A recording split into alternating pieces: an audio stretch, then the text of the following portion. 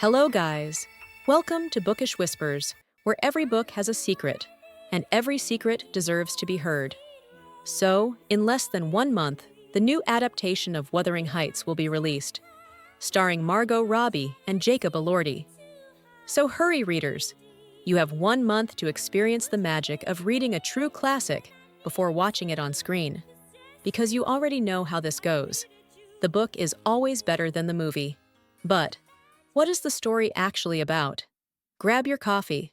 We're about to talk about the most emotionally destructive love story ever written.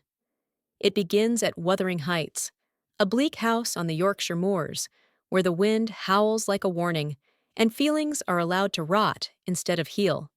When a mysterious, dark-haired orphan named Heathcliff is brought into the Earnshaw household, the story doesn't start. It detonates. Because this book is not about love at first sight. It's about damage meeting damage. Catherine Earnshaw doesn't simply love Heathcliff. She recognizes herself in him. He is her mirror, her chaos, her freedom. Catherine is brilliant, wild, volatile, and painfully self-aware. She wants passion and transcendence, but she also wants comfort, status, and power. And her fatal flaw?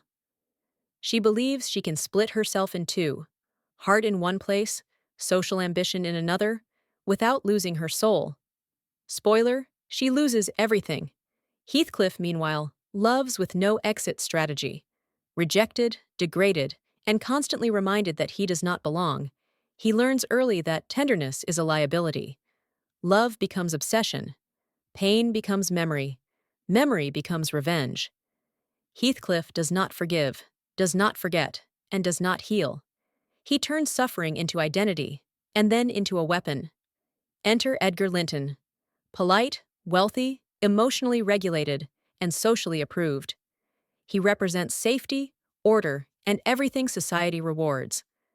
Catherine chooses him not because she loves him more, but because the world tells her this is the right choice. And the most brutal moment? She knows it will destroy Heathcliff and herself, and does it anyway. That decision poisons everything. Heathcliff disappears and returns transformed, rich, cold, and methodical. This is not a glow-up, it's a warning. He uses marriage, inheritance, and children as instruments of revenge. Because unresolved trauma doesn't disappear, it reproduces. Let's be clear, this is not a romance. It's toxic devotion, love as possession, revenge dressed up as destiny, and desire that refuses to evolve. And yet, it's unforgettable. Now here's the truly shocking part. This book was written in 1845 by Emily Brontë, a quiet, fiercely private woman who had no interest in charming society, moralizing her characters, or explaining herself. Knowing a woman would never be taken seriously for a story this brutal, Emily published the novel under the male pseudonym Ellis Bell. Victorian critics were horrified. They called the book savage, immoral, and monstrous. Emily never defended it, she never softened it, and she never wrote another novel. She died just 1 year later, never knowing that her single act of literary rebellion would become one of the most influential Gothic novels of all time.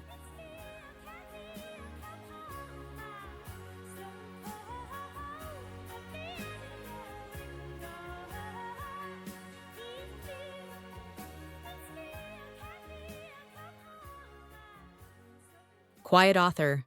Violent story. A love that ruins everyone it touches. Welcome to Wuthering Heights, where everyone needs therapy and no one gets it.